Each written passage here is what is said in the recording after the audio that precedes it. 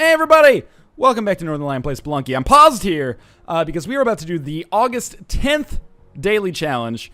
Let's get started. It just rolled over roughly 2 minutes ago, so this is going to be a situation where it's pretty unlikely that I'm going to be able to look at the leaderboard and be like, yeah, I'm so much better than Michael A.L. Fox. I'll probably be one of the first people on the leaderboard, especially if I die really quickly, which is definitely not outside of the realm of possibility. But we're going to try to improve on a relatively okay performance in the August 9th edition, where, I died in a very kind of unceremonious way, but the rest of my life was very positive.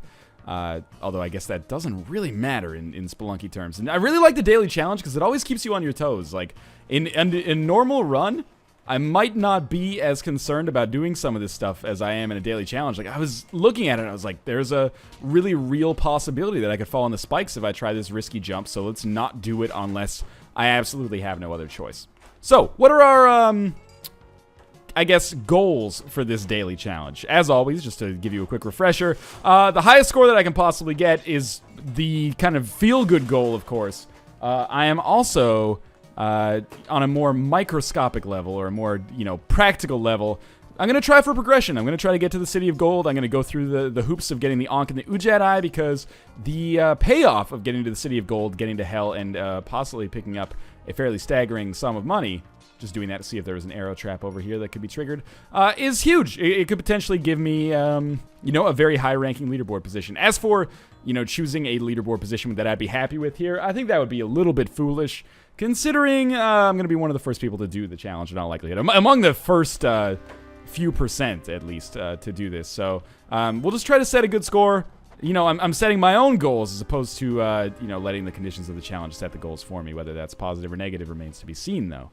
So, there is a Matic here. If I didn't get the Matic, I would be a big ding-dong. I will also sacrifice Monty if I find him down here as... Oh, no, he's not down there. I will still try to sacrifice him, of course, but we'll just make sure we pick up all this gold on the way down, and then we'll use our Matic to accomplish some very good things. Now, there is climbing gloves available. I should say there are climbing gloves available.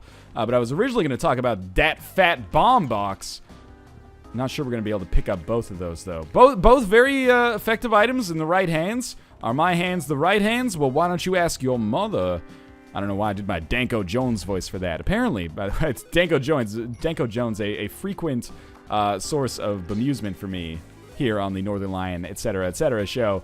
Apparently, he's still a popular dude in Sweden. So, all the Swedes out there still digging the Danko Jones. By all means, don't let me stop you. I think, at the very least, we have to buy the bombs. If I don't buy the bombs, I'm a big ding-dong. The climbing gloves we can get around. We can have ropes. We can have all sorts of funky stuff to help us out there. But we can't really do anything about bombs unless we get an unlimited Matic, which is impossible. Although a gold Matic, just brainstorming here, would be a pretty sweet item. And we are going to be able to get a free item as well from the use of our... sacrifice of our dog here. It's going to take us a while. I'm not necessarily the smartest man in the world for going through these hoops, but if it lets us get a little closer to the Kapala, gives us paste, worry-free paste is very nice. And now we'll just very slowly and calmly, but also swiftly, make our way down here, pick up our Matic, get to our shop, and at the shop, we will buy the bomb box, and consider this to be a very positive floor. Be faster, please. We are going to have to use a rope. There might have been a situation there where we didn't have to use a rope, but I felt good about using the rope. Yes, $1,000 per bomb is I'm in no position to argue with that right now, is maybe the way I should phrase it. And we'll just leave. That's good. We have 15 bombs, paste, one step out of 2 towards getting Kapala. We still do not have the Ujat Eye. That is something I'm going to work on, obviously. I mean, kind of hamstrung, I guess. I got to... Oh, Jesus. I got to kind of wait for the game to allow me to get the Ujat Eye. But we're going to make our way over here just in case it was indeed in this general vicinity. Appears not, but... oh, there's the chest. Okay, so was this the right decision? I guess that remains to be seen. But by using the Matic, I have at least opened up a good position for us. I'm going to try to do this as... oh, it is the key. Fantastic. So we're going to simplify this situation very quickly. We are in a position where I should not need to anger shopkeepers. Things are going quite nicely right now. I cannot tell a lie. With 37,000 gold and a Matic that we can fairly reasonably expect to survive a little bit longer, hopefully at least, 4 health, and this could be our Kapala, honestly, and that would be a huge finish for us this early. And we could start thinking about buying some items, honestly. That was the worst. Guys, I sacrificed myself to get a Kapala. So, say things went pretty well there. Check the leaderboards. Wow, amazing. I'm number 2 on the leaderboards.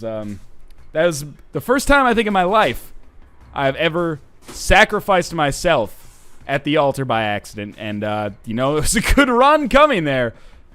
That's unfortunate. Oh, God, what have I done? I've accidentally opened up Michael L. Fox's Steam page. Let's close that up.